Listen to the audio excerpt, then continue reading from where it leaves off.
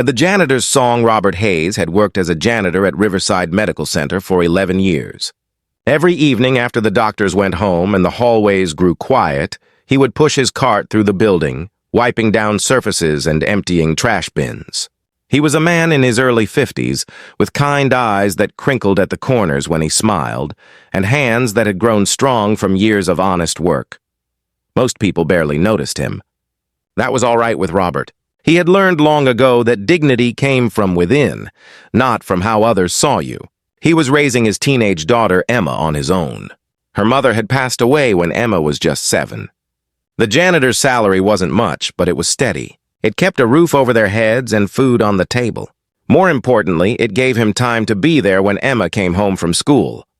On Friday evenings, the hospital administration held gatherings in the main lobby. Staff would mingle, share refreshments, celebrate another week completed. Robert usually worked around these events, staying in the background, going about his duties quietly. This particular Friday, someone had rented a beautiful grand piano for the occasion. It sat in the center of the lobby, polished and gleaming under the soft lights. Throughout the evening, a few people had played simple melodies. Nothing remarkable, just pleasant background music. As the crowd began to thin, Robert was wiping down the refreshment table nearby. That's when he heard the voice. "Hey, Robert! Can you play?" It was Marcus Webb, one of the younger executives. There was a slight edge to his voice, a hint of mockery that Robert recognized. A small group had gathered around Marcus, drinks in hand, looking for some late-evening entertainment. "Come on," Marcus continued, louder now. "Give us a tune. Let's see what the janitor can do." A few people laughed. Not cruel laughter exactly, but the kind that comes when people are uncomfortable and don't know what else to do. Robert looked at the piano. He hadn't played in years, not since Margaret died. His wife had been the one who truly understood music. She had taught piano to children in their neighborhood. She's the one who had taught him, during those early years of their marriage, sitting side by side on the bench in their small living room. He could walk away. He probably should walk away. But something in that moment called to him. Maybe it was the memory of Margaret's hands guiding his across the keys. Maybe it was thinking of Emma, who he'd always taught to stand tall, no matter what. Robert set down his cleaning cloth. "All right," he said quietly. "I'll play something." He walked to the piano and sat down. The bench was familiar beneath him, even after all these years. He placed his hands on the keys, feeling their smoothness, their perfect weight. For a moment, he simply sat there. Then he began to play. The piece was Debussy's Clair de Lune, Moonlight. It had been Margaret's favorite. The notes floated through the lobby, soft at first, then growing. Not loud, never loud, but deep, rich. Every phrase was shaped with careful attention, every melody line singing as if it had a voice of its own. The conversation stopped. One by one, people turned toward the piano. The laughter faded completely. Robert's eyes were closed now. He wasn't in the hospital lobby anymore. He was back in his living room, playing for Margaret as she smiled at him from the doorway. He was playing for Emma, who had inherited her mother's love of beautiful things. He was playing for everyone who had ever been overlooked. Every person who carried more inside them than the world took time to see. When he reached the middle section of the piece, the part that swells with such gentle yearning, several people in the crowd had tears in their eyes. Even Marcus had gone very quiet. His expression changed. His earlier smugness replaced by something softer.